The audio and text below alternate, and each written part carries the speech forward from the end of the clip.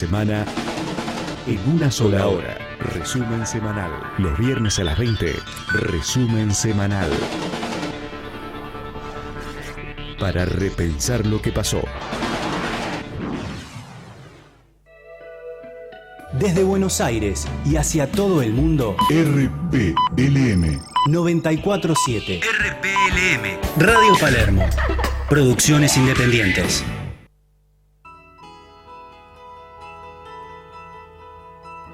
Hay caminos que se transitan con dudas, inquietudes. Hay desafíos que requieren nuestra máxima actitud. Ramón de Campo Amor decía: nada es verdad, ni mentira, todo es según el color del cristal con que se mira. El Observatorio del Trabajo.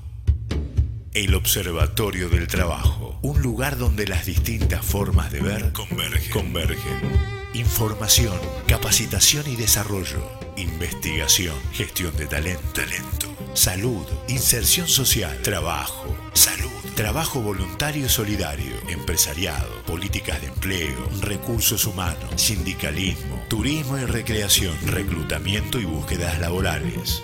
El Observatorio del Trabajo. El Observatorio del Trabajo, un despliegue de noticias nacionales e internacionales, entrevistas, invitados y lo más importante, tu participación. El Observatorio del Trabajo. Conducción: Juan Domingo Palermo. Co-conducción: Jorge Potente. Operación técnica: Tomás Silverberg. Asistente de producción: Mariel Maldonado. Dirección comercial: María Eva Palermo. Idea y realización general: licenciado Juan Domingo Palermo. ¿Estás preparado? Este es tu ticket. Aquí comienza el Observatorio del Trabajo. El Observatorio del Trabajo. 7ª temporada. El Observatorio del Trabajo. Más que una mirada.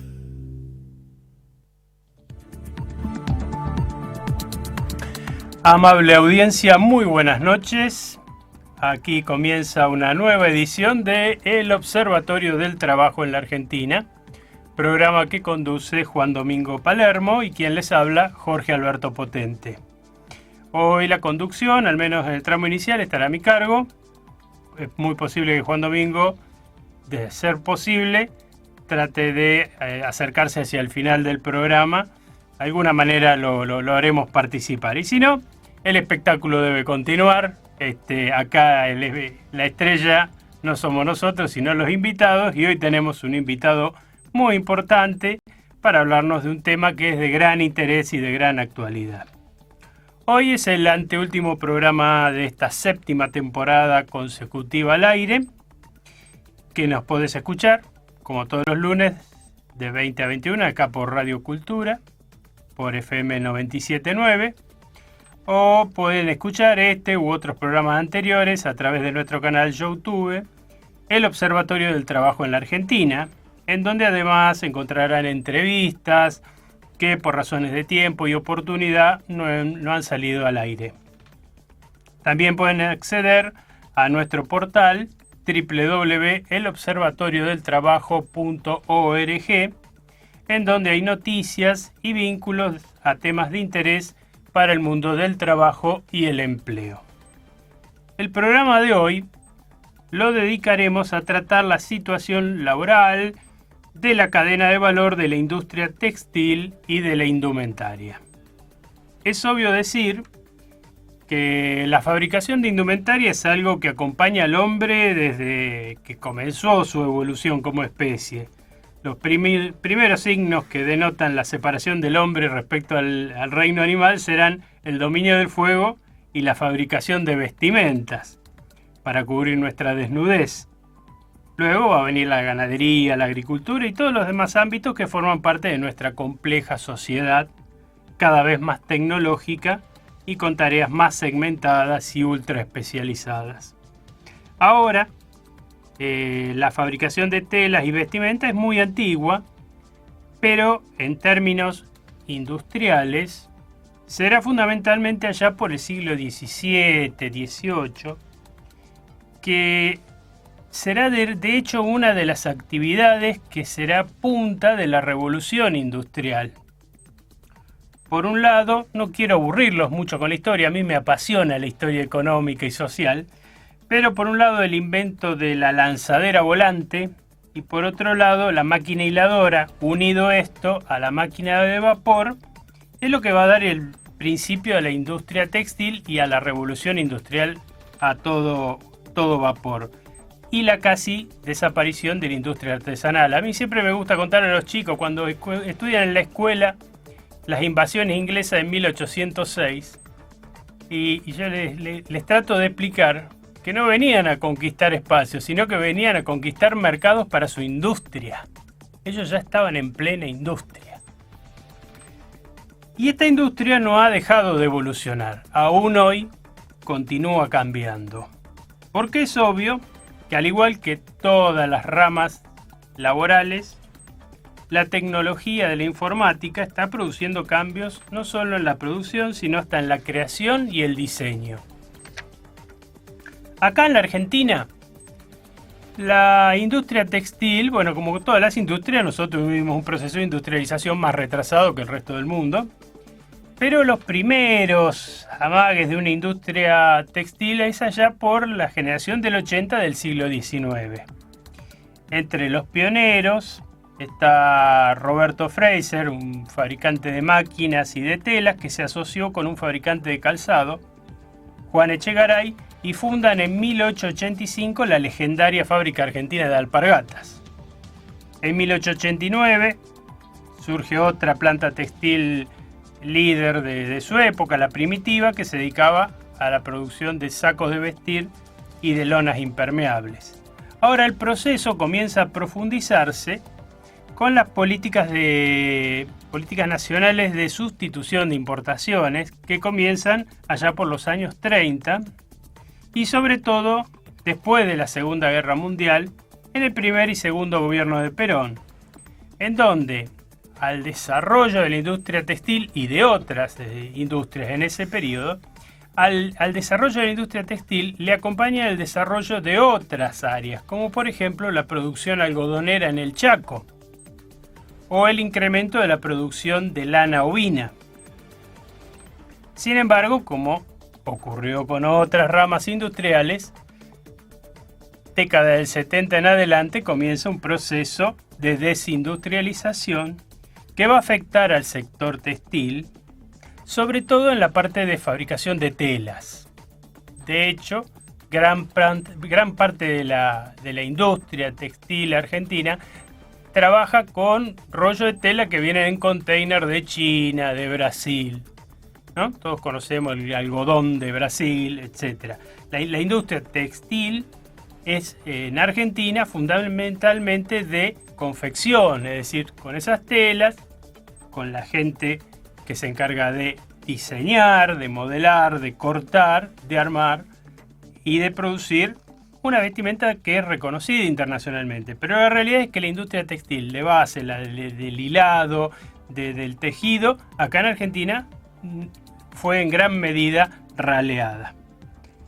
La industria textil y de indumentaria es muy amplia, como he dicho, y compleja, y por ello encontramos varias agrupaciones sindicales específicas, como la Asociación Obrera Textil de la República Argentina, que conduce Asterio González, si mi memoria no me traiciona, la Federación Obrera de la Industria y Vestido y Afines, que es una entidad de segundo grado, que agrupa a todos los sindicatos de la República Argentina que tienen representación gremial sobre trabajadores de la industria del vestido y afines. La Unión de Cortadores de Indumentaria, que es la organización sindical que hoy nos visita, sindicato que conduce Heraldo Magge, y que es la organización que reúne no solo a los cortadores, sino también a los modelistas y a los diseñadores. Estas tres organizaciones representan a los obreros, pero también hay un sindicato que agrupa a aquellos trabajadores que serían los supervisores, los capataces de estos tres gremios, y también aquellos que realizan actividades que no encuadran específicamente como obreras, como administrativas, técnicas, de maestranza, que es el Sindicato de Empleados Textiles de Industria y Afines, que conduce Mauricio Anchava. Hay otras agremiaciones, como ha ocurrido en los tiempos recientes, agrupaciones las clasistas, etc. También hay un sindicato que se formó hace muy poco tiempo, unos meses, el Sindicato Argentino de Trabajo a Domicilio Textil. Bueno, como le dije, es un panorama amplio, pero las organizaciones que nombré al principio son las tradicionales, las más grandes, las más representativas. Como es de público conocimiento, los gremios que nuclean a los empleados y obreros textiles de todas las ramas han denunciado a lo largo de este año la pérdida de empleos formales y entre sus causas han señalado una apertura que describen como indiscriminada de importaciones y también combinado con la caída de las ventas a causa de la caída del poder adquisitivo de los consumidores finales. Esto ha puesto en alerta y muy preocupado a todos los representantes del sector, porque obviamente dentro de las funciones que cumple un sindicato está el defender los puestos de trabajo, defender la dignidad, los salarios. De este tema y de otros temas de interés de este sindicato que es conocido por ahí por la gente que está más relacionada con la tarea. Tal vez a usted la Unión de Cortadores de Indumentaria por ahí no le suena, pero es un sindicato que tiene ya el año que viene 110 años de historia. No muchos gremios tienen pavada de años detrás de trayectoria. De este tema y de otros temas de interés hablaremos con el señor Roberto Blasi, secretario general adjunto de la Unión Cortadores de Indumentaria de Argentina. Pero antes, como es habitual, antes de cumplir con la variable de esta semana, y aprovecho, saludo a nuestra operadora técnica Noelia Astudillo, y le pido que vayamos al compacto semanal de noticias. De lunes a lunes, día tras día, para que estés enterado de las noticias más destacadas del trabajo y el empleo, te presentamos el compacto de noticias. Compacto de noticias.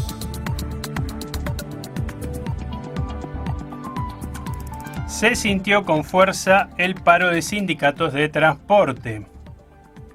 En el marco de una semana clave para el impuesto a las ganancias, el paro de transporte de los gremios de transporte de pasajeros tuvo una total adhesión. El líder de la Confederación Argentina de Trabajadores de Transporte, CAT, Juan Carlos Smith, durante una conferencia de prensa afirmó: el Congreso se tiene que poner los pantalones largos y los gobernadores dejarse de especular. Por su parte, Juan Carlos Brey, secretario de prensa de la Confederación y titular del Sindicato de Aeronavegantes, pidió disculpas a los usuarios y declaró que esto no es una irresponsabilidad nuestra, sino de los gobiernos y de toda la clase política por haber demorado el tratamiento de este tema. El secretario general de la UTA, Roberto Fernández, señaló que en uno de los reclamos centrales es que la propuesta del gobierno no eximía del tributo los adicionales salariales como el pago de horas extras, feriados, francos y viáticos. Y ejemplificó que los choferes tenemos que estar comiendo y durmiendo en nuestro lugar de trabajo y hay que pagarlo, y se lo lleva el impuesto. Y afirmó, el viático lo tienen que eliminar igual que las horas extras, porque los trabajadores no pueden trabajar 8 horas e irse. Los servicios hay que cumplirlos.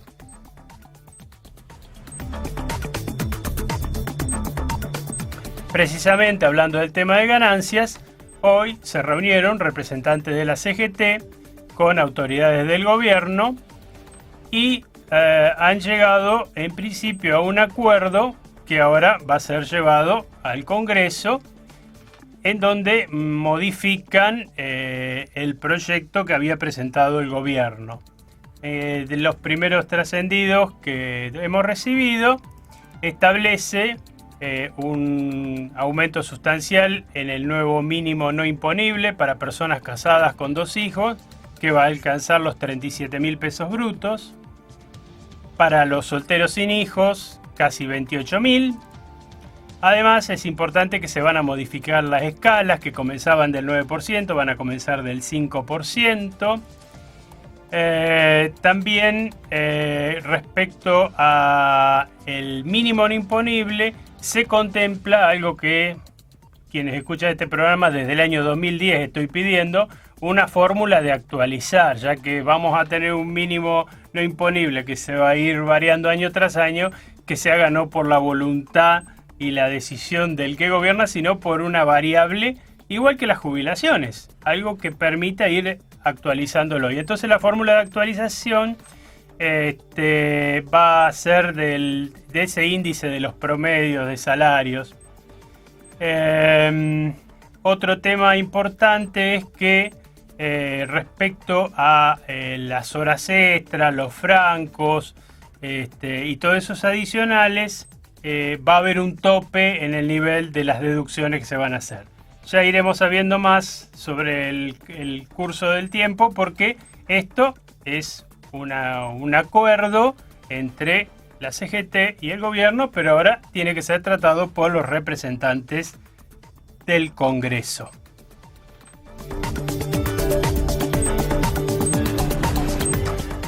El 60% de los argentinos no tiene empleo de calidad. De acuerdo con la encuesta de la deuda social argentina, realizada durante el tercer trimestre de 2016, solo 41,4% de la población económicamente activa urbana posee un empleo con calidad plena de derechos laborales. A su vez, un 30,7% tiene un empleo regular, pero sin ningún tipo de vinculación con la seguridad social. 18% está subocupada en actividades de baja remuneración, alta inestabilidad o directamente en programas de empleo, y el 9,9% se encuentran abiertamente desocupados. El 51,3% de los trabajadores no participan del sistema de seguridad social. El 33% de los asalariados, los empleados, no le realizan aportes jubilatorios. Y el 71,5% de los trabajadores por cuenta propia no realizan aportes. Entre 2010 y 2016, la media de ingresos mensuales disminuyó un 7,9%. Esto se debe básicamente al decrecimiento de los ingresos de trabajadores con subempleo inestable, ya que el promedio del resto no presenta variaciones significativas.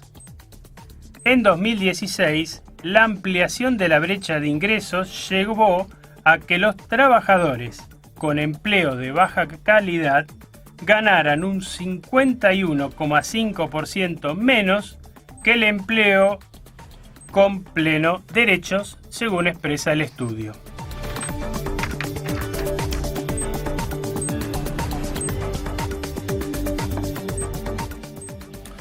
Una maestra argentina elegida entre las 50 mejores docentes del mundo. Bueno, justamente en un mes en que hemos tenido la mala noticia de la encuesta de las escuelas y todo, tenemos una buena noticia sobre las escuelas. El denominado Global Teacher Prize, Premio Mundial al Maestro, una especie de premio Nobel de la Educación, este año incluyó a una maestra argentina, Silvana Corso, y es una de las 50 finalistas de todo el mundo para adjudicarse el galardón. La docente de 46 años es directora de la escuela EMEM número 2 Rumania, ubicada en el barrio porteño de Villarreal, y cuya población estudiantil mayoritaria son alumnos de muy bajos recursos de Fuerte Apache y alumnos con discapacidades severas como hidrocefalia, parálisis cerebral y esquizofrenia. Corso fue seleccionada entre más de 20.000 nominaciones en 179 países. Y el ganador será revelado en Dubái, Emiratos Árabes Unidos, el 19 de marzo próximo. La docente expresó que yo soy la directora, pero la clave de esta escuela realmente son todos los docentes. Se reinventan todos los días. Todos los días son un misterio. Nunca sabemos qué va a pasar, qué puede explotar. Hay días en que los chicos se brotan y hay que poner el cuerpo. Y explicó, el gran problema en la escuela en general es cómo se fundó. La escuela se fundó pensando que a todos se los puede educar de la misma manera, que todos aprenden de una misma manera, y por eso tantos chicos quedan afuera.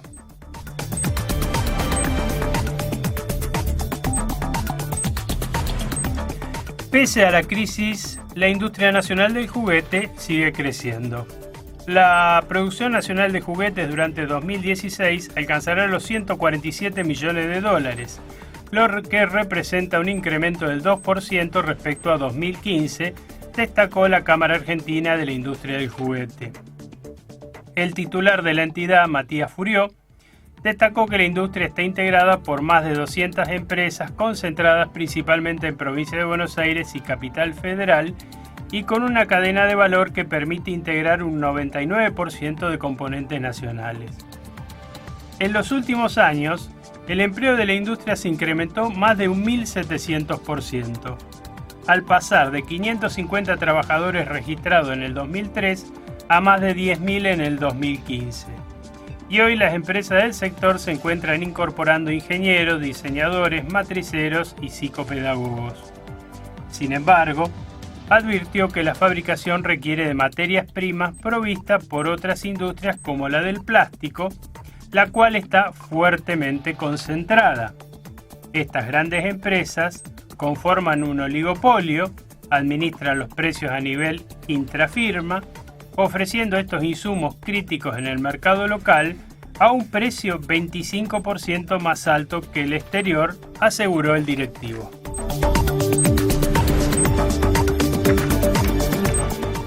Fuerte caída en el consumo de carne. Esto surge del informe del periodo enero-noviembre elaborado por la Cámara de la Industria de Comercio y Carnes y Derivados de la República Argentina. A lo largo del corriente año, la caída de capacidad adquisitiva de la población por aceleración de la tasa de inflación y caída del nivel de actividad general y del nivel del empleo hizo que el consumo interno de carne vacuna experimentara una caída del 6,7% interanual, señala el informe sectorial. Daniel Urcía, presidente de la Federación de Industrias Frigoríficas Regionales Argentina, calificó como positivo el diálogo abierto entre la cadena cárnica y el gobierno nacional y pidió que las provincias y municipios disminuyan la presión tributaria sobre la producción y comercialización de carnes de manera especial y también en materia de alimentos en nivel general. Urcía ponderó el trabajo encargado entre la nación y las provincias como Buenos Aires y Córdoba para tratar de corregir impuestos distorsivos que pesan sobre la cadena, como es el caso del tributo como ingresos brutos. Esta noticia es preocupante porque recordemos que el sector frigorífico durante el año pasado fue muy golpeado, tuvo muchos despidos y muchos frigoríficos cerraron. Una buena noticia para las pymes: simplifican el acceso a los repro. El gobierno aprobó un trámite simplificado para las micro, pequeñas y medianas empresas para acceder al programa de recuperación productiva REPRO. Así lo dispuso el Ministerio de Trabajo, Empleo y Seguridad Social de la Nación a través de resolución 1029 publicada en el Boletín Oficial. Las REPROs, para los que no lo conocen, son una suma fija que da el ANSES para pagar sueldo a empresas en crisis por hasta un monto equivalente al salario mínimo vital y móvil, actualizado a la fecha del otorgamiento, por un plazo de hasta 12 meses, y es para completar el sueldo de la respectiva categoría laboral. Para adherir, las micro y pequeñas empresas que quieran acceder a este mecanismo deben enviar la solicitud a una dirección de correo que es PRP, que PRP es Programa de Recuperación Productiva, ¿no? prpmipymes@trabajo.gov.ar, con los formularios que figuran en el anexo de la resolución que mencioné, la 1029. Igual, para más datos, recomendamos visitar la página www.trabajo.gov.ar/PRP.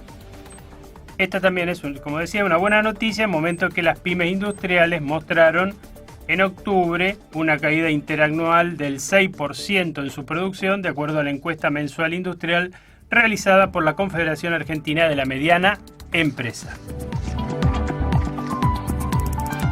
Con esta noticia cerramos el compacto de esta semana te pido que te quedes, que ya vamos con el reportaje al secretario general adjunto de la Unión de Cortadores de Indumentaria, Roberto Blasi.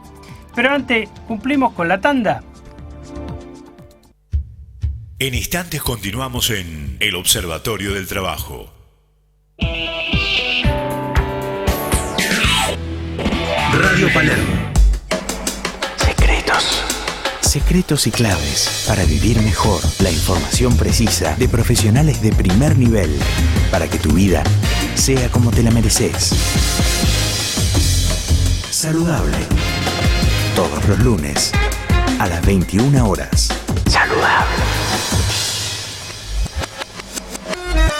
Los favores recibidos creo habértelos pagado, y si hay una deuda chica sin querer se me ha olvidado, en la cuenta del otario que tenés y se la carga. Reporte Economía, un programa para que no tires a la marchanta los morlacos del otario. Reporte Economía, sábados de 10 a 11. Conduce Ariel Cohen. La licuadora deportiva, sintoniza el show del deporte argentino. Mi mamá siempre me decía, tú vayas a entrenar, es lo máximo. Llegas a emocionarte de verdad. Siento mucho más argentina y pienso en la familia, en todos los trabajadores argentinos. En esa bandera está representada toda esa gente. Sentirse apoyado, como sentimos nosotros, creo que es algo único. Me levanto pensando en eso y entre todos vamos a levantar el deporte amateur. Muy loco, muy extraño, pero muy lindo a la vez. La licuadora deportiva, sintoniza el show del deporte argentino. Domingos, 19 horas.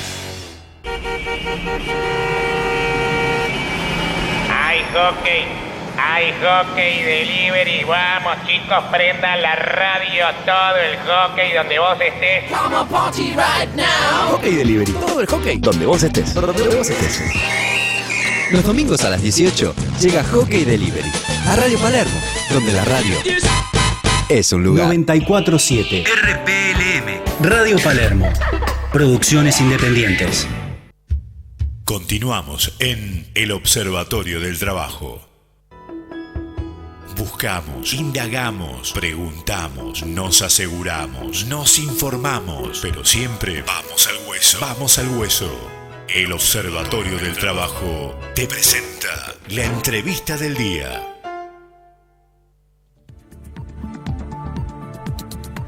Bien, como había anunciado en la primera mitad del programa, para hablar de la situación de la cadena de valor de la industria textil y de la indumentaria, hoy nos visita el dirigente Roberto Blasi, secretario general adjunto de la Unión de Cortadores de Indumentaria, organización sindical que reúne a modelistas, diseñadores y cortadores. Blasi es un hombre muy joven, pero con una larga trayectoria sindical que comenzó ya casi de adolescente, creo que en plena dictadura más o menos. Sí. Ya a los 22 años había viajado al exterior, a la Federación Internacional, a capacitarse. Desde el 83 está en la conducción como vocal del Consejo Directivo. En el 98 llega a secretario gremial y desde el año 2013 llega a su actual puesto, secretario general adjunto del sindicato. Muy buenas noches. Buenas noches. Muy bienvenido. Muchas gracias por su presencia. Gracias por la invitación.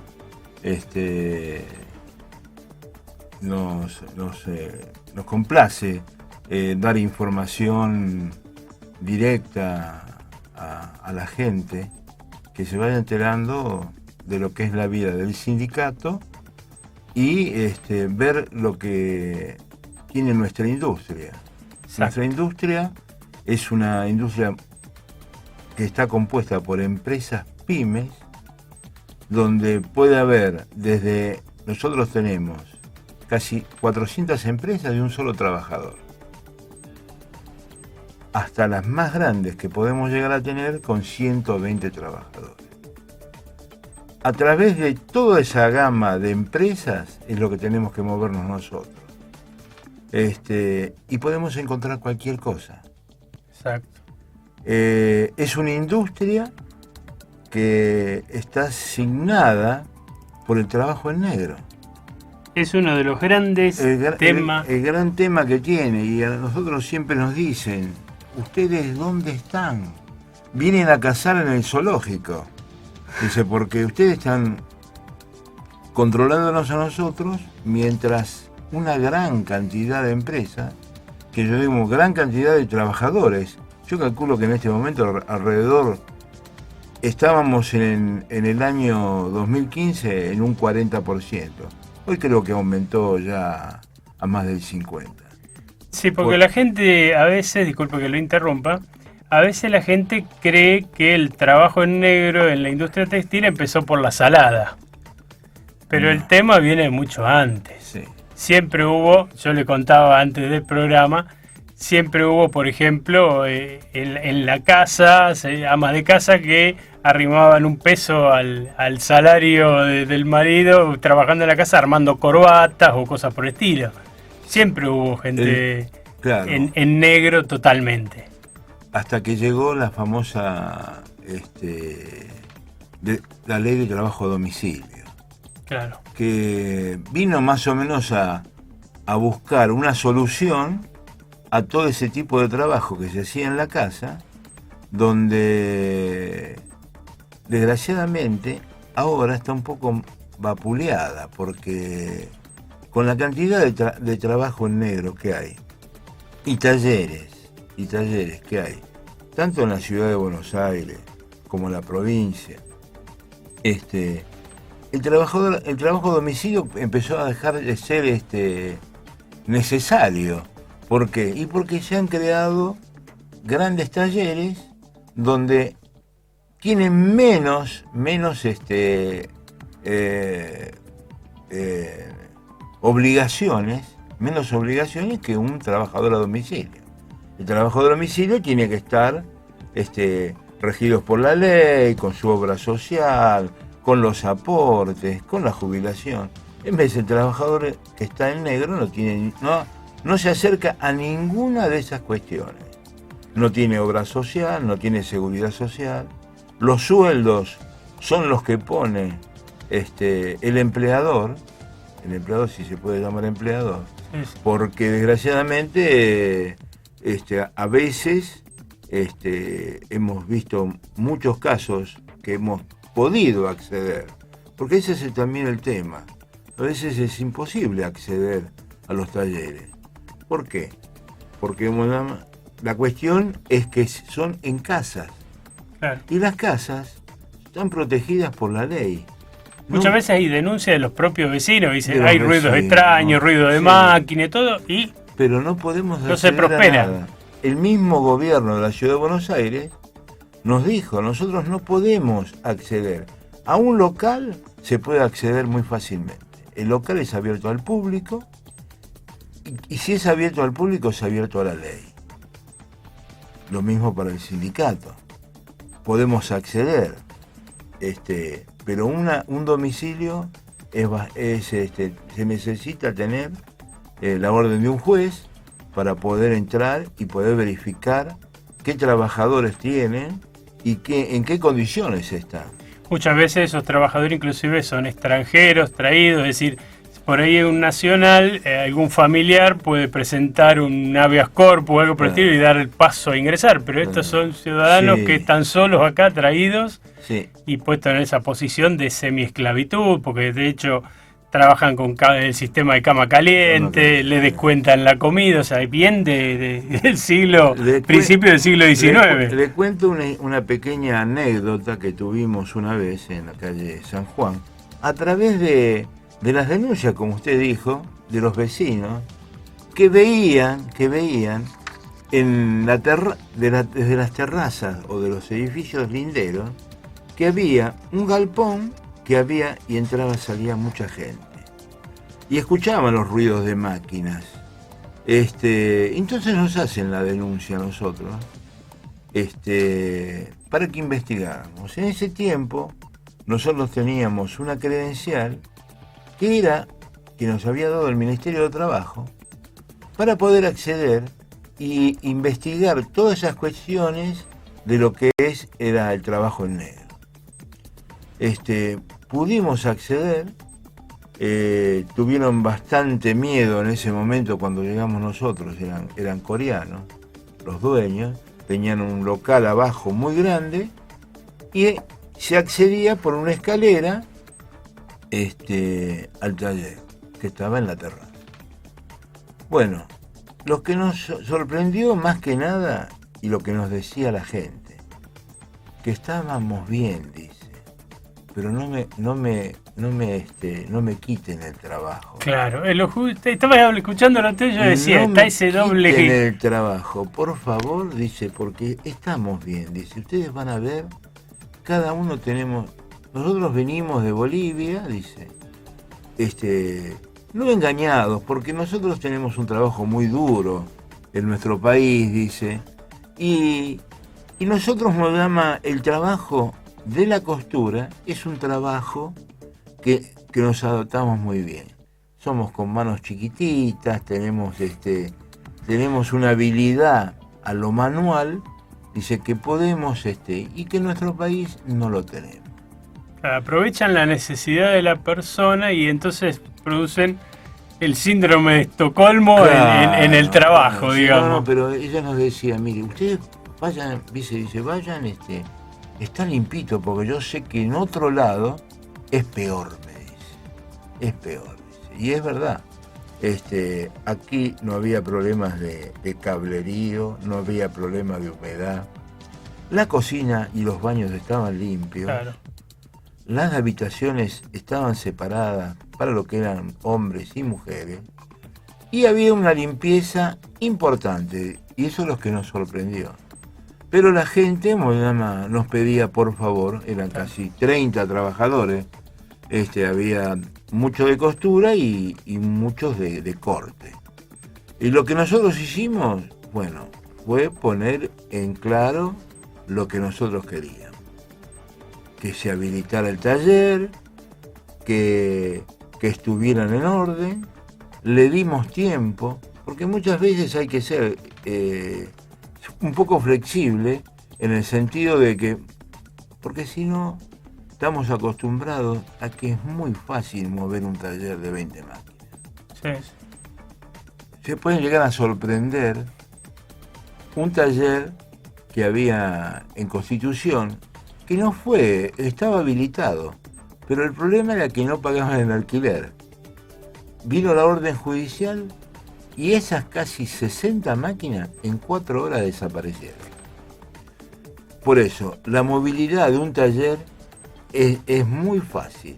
Uno puede llegar a investigar, puede tomar nota, los puede asustar un poco. Sacar la orden judicial, cuando llega encuentra un galpón vacío. Un galpón vacío. Claro. ¿Por qué? Y encima se empiezan a distribuir en más hogares, ¿viste? Van repartiendo entre familias el trabajo y ya se evitan pagar alquileres de todo tipo de...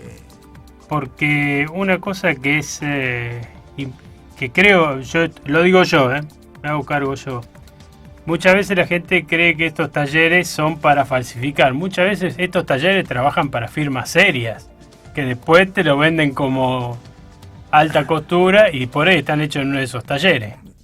Sí, al principio podía ser, pero ahora se están cuidando mucho. ¿Ahora se están cuidando? Se cuidan muchísimo. Se cuidan muchísimo porque la cuestión es que por ahí alguna cuestión se puede llegar a escapar. Pero la mayoría de las primeras marcas que tenemos nosotros acá en Buenos Aires y en Argentina tienen una cuestión tácita de contratar talleres regulares en su condición. Porque la ley sigue siendo, son responsables, obligados en las empresas, si hay algún problema o un accidente, cubrir, porque prácticamente son talleres propios. Ahora, así como se cuidan por ese lado, siempre se busca alguna salida y tenemos el tema de la importación, en donde la importación significa traer ya ahora no solo las telas, como decía al principio, sino ya traer ropa hecha y de países donde sí hay trabajo esclavo. Bueno, Y ese es un tema. Y ustedes han tenido una posición puntual. Recuerdo caso de Kevinstone, si no me equivoco. Sí, a principio de año. Pero no es la única empresa. No, nosotros veníamos barajando ya en las elecciones, porque muchas veces uno dice la política, bueno, pero tenemos que ver, el sindicato tiene que ver en qué político va a ascender, qué presidente vamos a tener y qué vamos a esperar de ese presidente. Nosotros con mucha cautela, fuimos haciendo análisis e invitando gente, y más que nada empresarios de pymes, para ver cómo se había acercado la política a las empresas. Porque muchas veces al sindicato se acercan por los votos, el político. Entonces, y ahí nada más pueden llegar a decir verdades o mentiras. En este caso... Alguno dijo, si digo lo que voy a hacer, no me vota nadie. No me vota nadie. Entonces, lo importante a veces es preguntarle al empresario, ¿qué te dijeron a vos? ¿Viste? Porque si nosotros estamos pensando de que la cosa puede llegar a seguir siendo como hasta ahora, que se apueste al mercado interno, que es lo fundamental, en estos países donde el desarrollo industrial se ha quedado muchísimo, por una competencia del Oriente que es imposible competir. No hay competencia contra un país donde las leyes son exclusivamente para la producción. Y tiene una escala enorme. Nosotros somos pymes y ellos son terribles empresas. Terribles industrias. A veces han contado compañeros que han conocido China y verdaderamente son edificios donde la gente vive y son la famosa cama caliente se produce ahí, porque están 12 horas trabajando y el resto van a ocupar un lugar que lo tenía otro. Claro, sí. Que a su vez ellos toman gente también en estado de necesidad, porque China no es todo industrial, hay una zona rural muy pobre, que están en la miseria, entonces para ellos ese puesto de trabajo es la gloria. Ellos también tienen esa situación. Sí, la situación es bastante grave para ellos. Hemos visto, hace poco vimos lo que es una persona, cuando la otra vez mostraban que habían llevado por delante una criatura, y nos sorprendió que nadie se ocupó de esa persona. Es lo grave que uno ve de la cantidad de gente que tienen, y uno más no significa absolutamente nada. Nuestra industria, la indumentaria, más que nada porque yo estoy en este ramo, en su historia ha pasado por muchas consecuencias. Los últimos 12 años fueron de una evolución, en el sentido de que se empezaron a crear marcas propias, porque antes era tener marcas importadas, fabricar grandes marcas con los contratos de royalty, pero el país tenía una cuestión importante en el sentido de que poder fabricar sus propias marcas. Y han surgido muchísimas marcas donde han tenido éxito también en países limítrofes, en España, marcas importantes, donde la producción se exportaba. Pero bueno, este es un ciclo muy cambiante.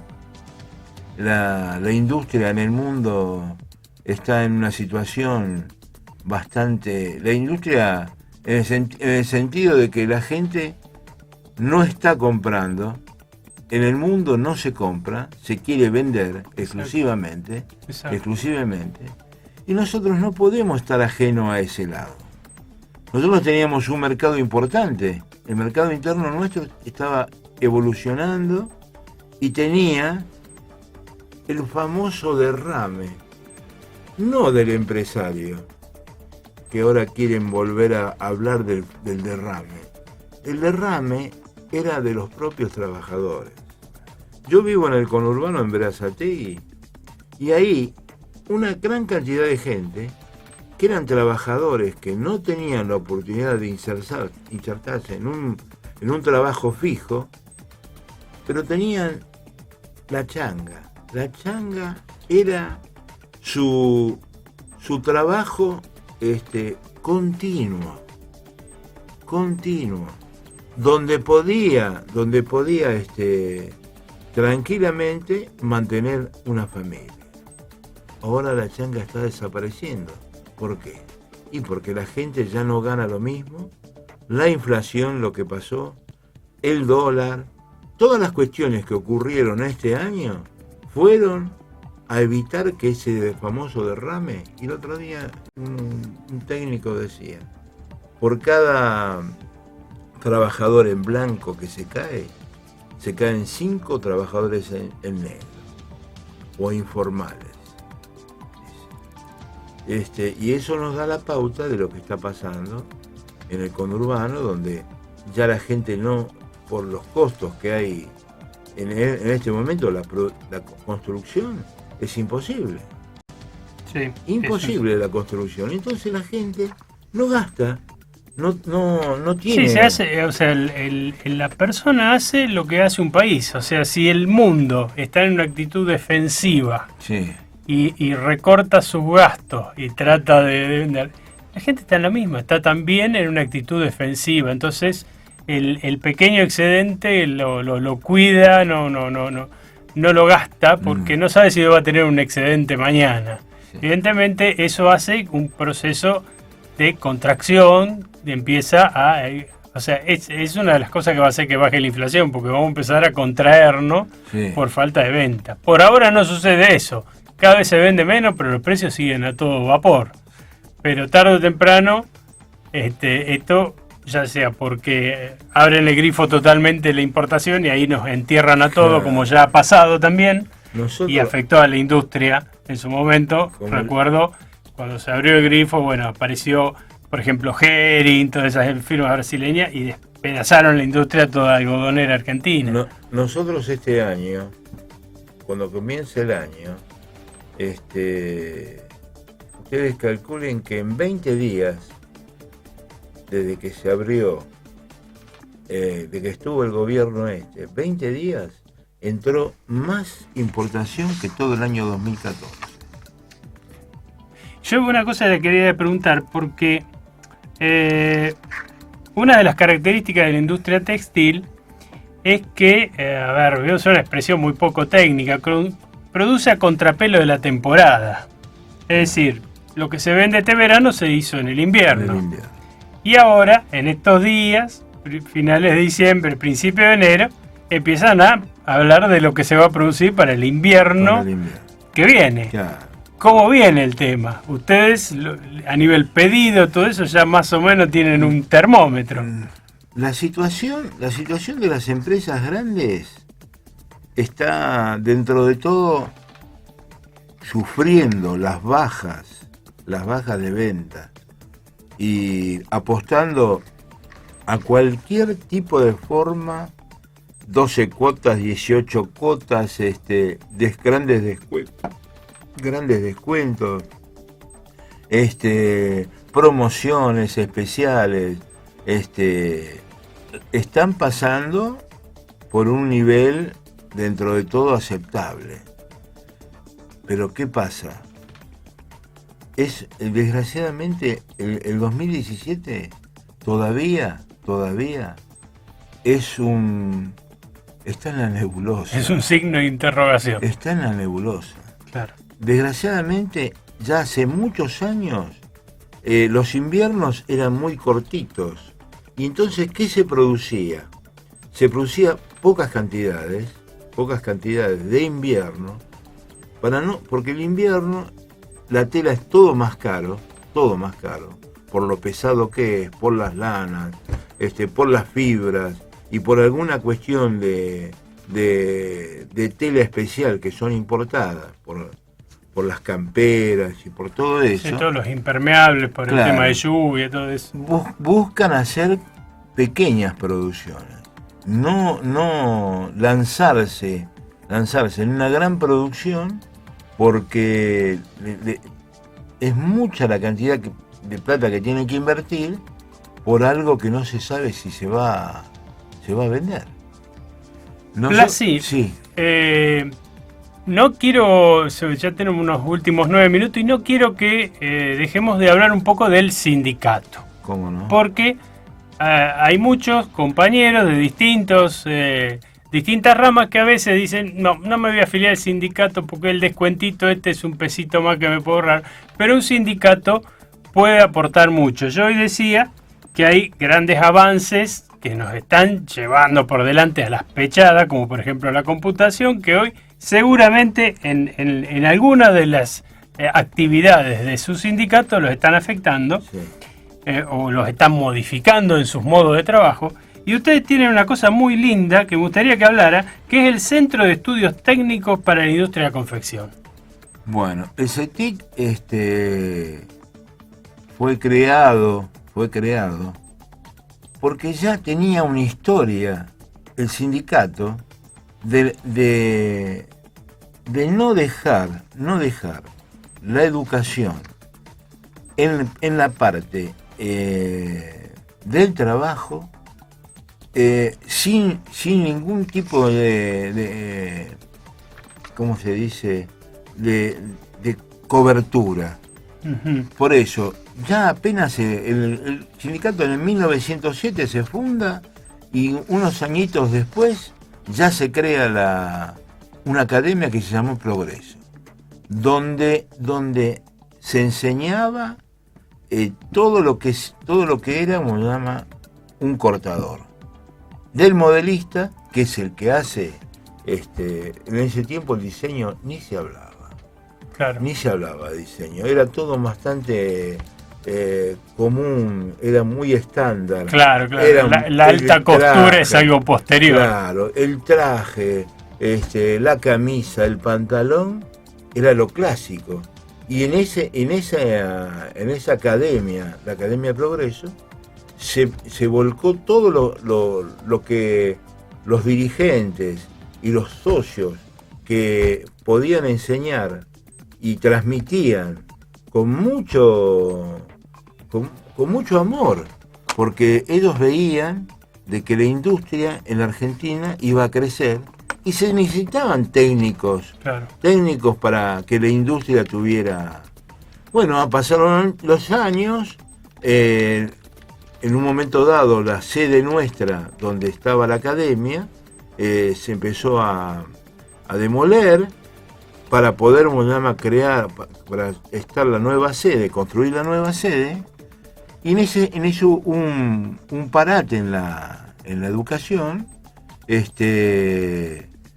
y después en el año 74 más o menos, volvió de vuelta el CETIC y a tener una hermosa academia que hasta el día de hoy nosotros en todo lo que es en la parte sur de nuestro continente es una de las más nombradas y una de las más equipadas, porque toda la tecnología, que no tenemos que tenerle miedo a la tecnología. No. La tecnología, nos da muchas cuestiones que se han podido tener. Y bueno, nosotros las aplicamos. Nosotros tenemos 3 tipos de tecnología, 3 tipos de marca, donde la máquina hace, se cargan los moldes y después se hacen las pisadas. Y se hacen las transformaciones de los moldes ahí mismo en la computadora. La tizada, para contarle a la gente, es donde se dibujan todos los moldes, se traslada el molde a la tela. A la tela, donde gracias a la tecnología lo tiene todo en escala. Entonces el operador puede tenerlo y puede moverlo de una forma muy práctica y reducir el promedio del consumo de tela, que es lo más importante que nosotros tenemos. Maximiza la utilización, reduce los desperdicios. El reducir los consumos es un poco, cuando yo trabajaba, el dueño decía, este es mi Ministerio de Economía. Yo acá, donde tengo lo más importante, porque lo más costoso que yo tengo es la tela, dice. Claro. Entonces se maximizaba y se reducían los costos y se busca a través de todo un pedido de reducir el costo en el sentido de que no se tiene que tirar nada. Tiene que consumirse dentro de las tizadas esas todos los retazos. Porque eso es un gasto donde también se desperdicia mucho. Y bueno, el CETID hoy cuenta con muchos alumnos. A través del Ministerio de Trabajo se dan cursos de cortador, de costura, y se enseñan a hacer moldes. Y después están los títulos oficiales, donde se da la carrera de diseño, la de modelista, en todas sus diferentes etapas, en la parte de mujer, de hombre, de niño y de lencería. Son todos cursos separados. Muy bien, o sea, le dan herramientas para irse adaptando y poder mantenerse con los cambios, porque bueno, alguien que por alguna razón se desacopló del mundo del trabajo y tiene que volver, tiene una manera de actualizarse también. Porque acá uno se mantiene alejado, desenganchado unos años y perdió el tren. Se nos está yendo el programa, pero bueno, digo la página www.uci.org.ar. Visítenla porque ahí tienen información sobre acción social, la colonia que tienen de la falda que le he pasado, muy linda.